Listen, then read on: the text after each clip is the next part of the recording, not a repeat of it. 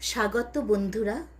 আজ আমি শোনাব রবীন্দ্রনাথ ঠাকুরের লেখা নিশীথে গল্পটি।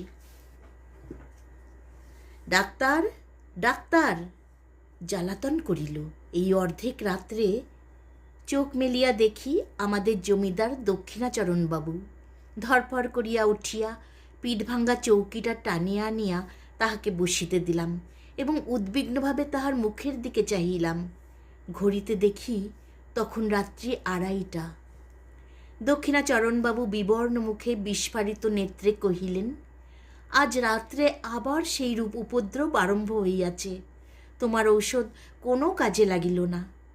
আমি কিঞ্চিৎ সসংকোচে বলিলাম, আপনি বোধ করি মদের মাত্রা আবার বাড়াইয়াছেন।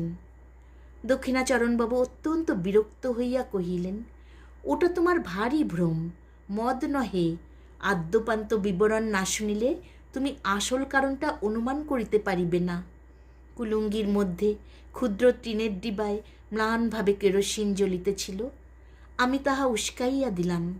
একটুখানি আলো জাগিয়া উঠিল এবং অনেকখানি ধোঁয়া বাহির হইতে লাগিল। কোচাখানা গায়ের উপর টানিয়া একখানা খবরে কাগজ পাতা প্যাক বাক্সের উপর বসিলাম। দক্ষিণাচরণবাবু বলিতে লাগিলেন, আমার প্রথম পক্ষের স্ত্রীর মতো এমন গৃহিণী অতি দুর্লভ ছিল, কিন্তু আমার তখন বয়স বেশি ছিল না, সহজেই রসাধিক্য ছিল। তাহার উপর আবার কাব্যশাস্ত্রটা ভালো করিয়া অধ্যয়ন করিয়াছিলাম, তাই অবিমিশ্র গৃহিণীপনায় মন উঠিত না।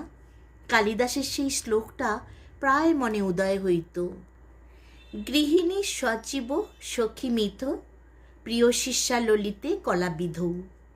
কিন্তু আমার গৃহিণীর কাছে ললিত কলাবিধির কোনো উপদেশ খাটিত না এবং সখীভাবে প্রণয় সম্ভাষণ করিতে গেলে তিনি হাসিয়া উড়াইয়া দিতেন।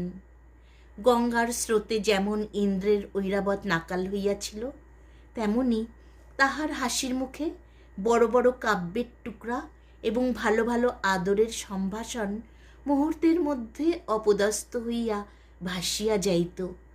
তাহার হাসিবার আশ্চর্য ক্ষমতা ছিল। তাহার পর আজ বছর 4 হইল আমাকে সাংঘাতিক রোগে ধরিল। ওষ্ঠব্রণ হইয়া জ্বর বিকার হইয়া মরিবার দাখিল হইলাম। বাঁচিবার আশা ছিল না। একদিন এমন হইল যে ডাক্তার জবাব দিয়া গেল। এমন সময় আমার এক আত্মীয় কোথা হইতে এক ব্রহ্মচারী আনিয়া উপস্থিত করিল। সে গব্যঘৃতের সহিত একটা শিকড় বাটিয়া আমাকে খাওয়াইয়া দিল। ঔষধের গুণেই হোক